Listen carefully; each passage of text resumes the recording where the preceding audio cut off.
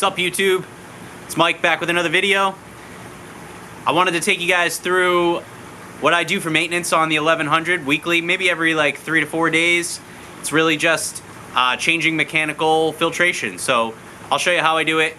It's a little bit of a process. It's quick and easy, but at the same time, it's a little bit of a process. So let's go through it now.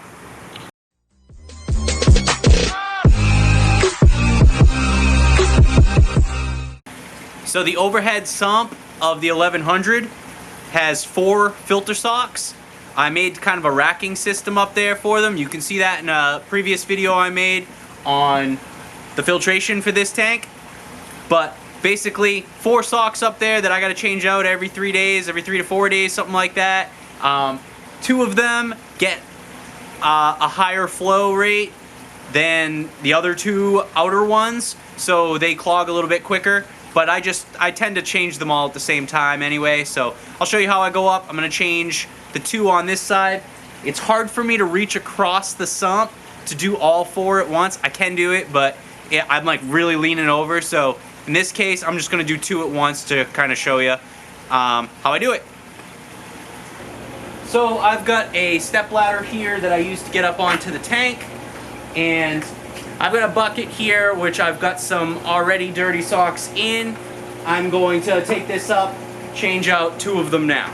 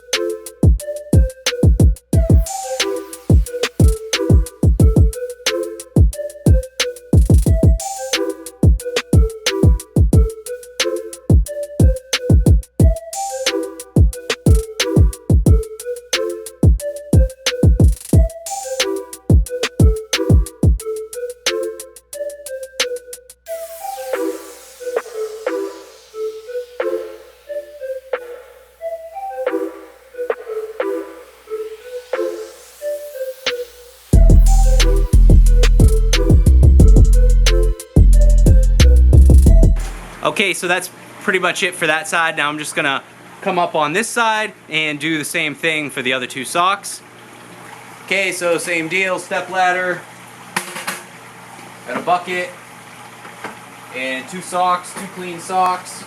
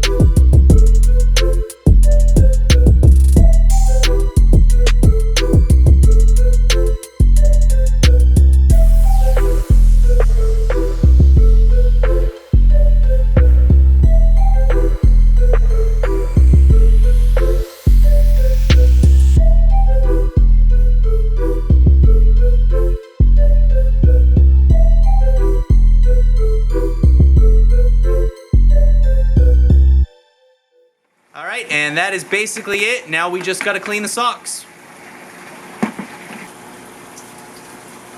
And I like to do this right after. I don't like to let them sit, so I like to do it right after I pull them out because they get gross quick. So if I don't wash them the same day, they'll get gross. So I turn them inside out right away, and then I rinse out the inside in my sink, and I have this little crappy brush that I just kind of scrub the inside of them a little bit.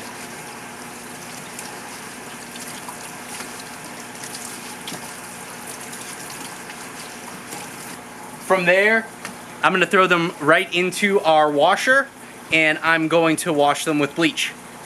So what I've found is if I pre-rinse those, turn them inside out, pre-rinse them, and scrub them a bit, it doesn't take more than a minute or two, and that saves my washer a lot of gross buildup. So I've heard people say that, you know, you're gonna destroy your washer if you wash your socks in there. So I found that this way, I just pre-rinse them real quick. It doesn't hurt the washer at all. In fact, they come out really nice. And I noticed if I wasn't doing that, or even if I did turn them inside out or didn't turn them inside out, they would catch each other's debris inside one way or the other, and then they would just build up a bunch of shit anyway. So pre-rinse them, takes an extra minute, and that seems to solve all the problem, and it prolongs the life of the sock itself, it seems. So I'll get a lot of life out of these socks.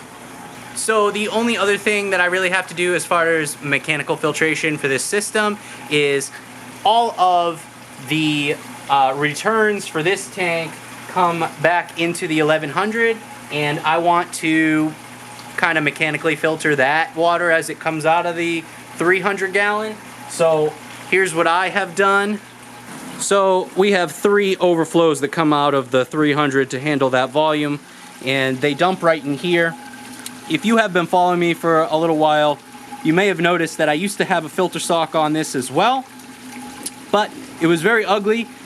I could see it when I would look through the window into here. You could see that filter sock hanging down, and I didn't have a great efficient way of holding that filter sock in place. It was a pain to take it out. So what I did instead was I put a container, or whatever you want to call it.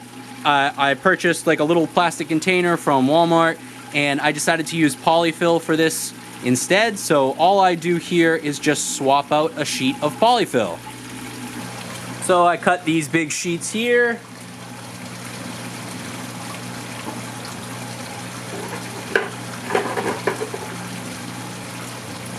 I grab another bucket.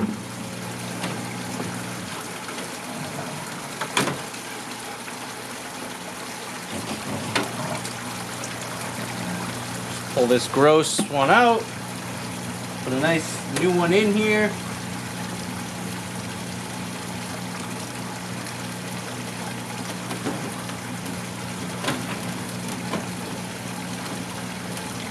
Try to lock that lid back down.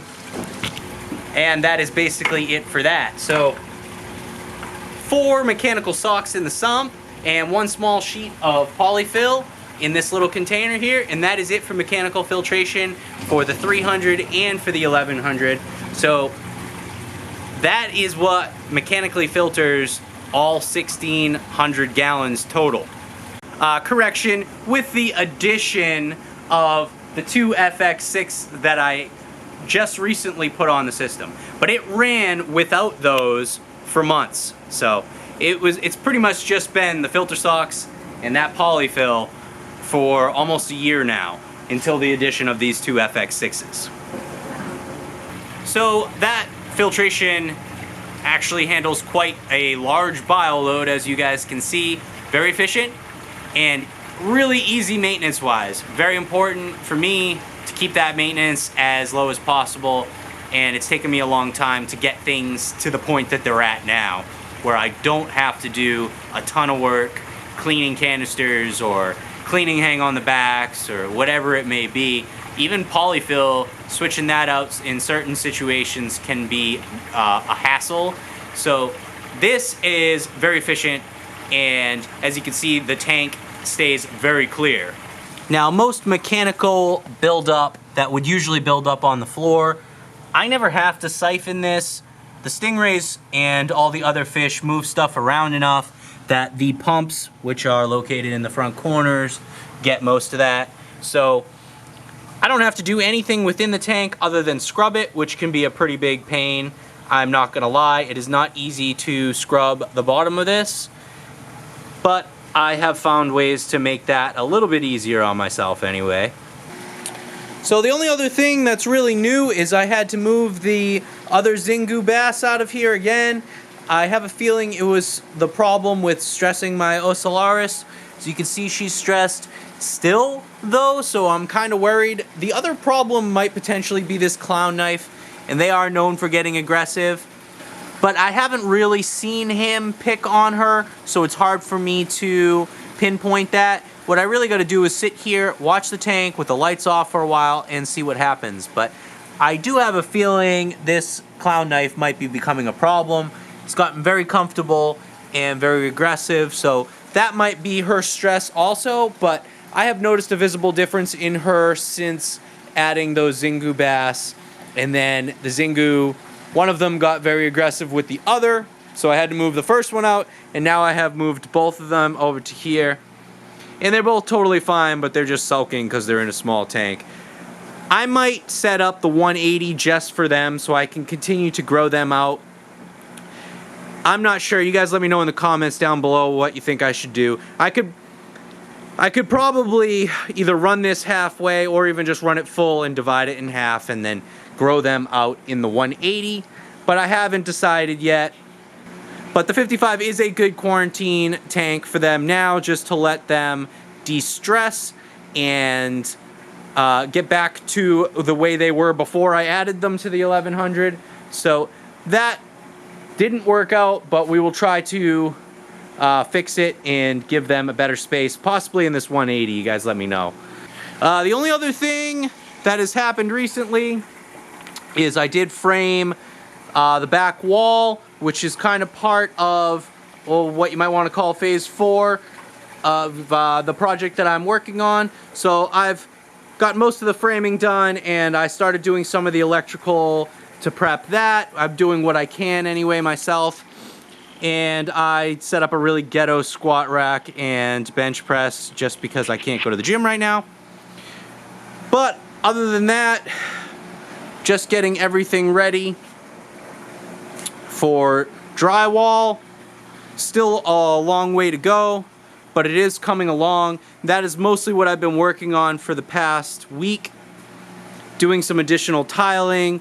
And what I think I'm going to do is I'm going to turn this the sump area into like a closet so we don't lose this window. That was one of the biggest reasons why I decided to frame the basement like this, is I wanted to salvage that window but frame off utilities that are behind there. So I think that's the best way to do that, is to add like a closet with a door in the front so I can still access it and drain all my tanks into there and whatnot.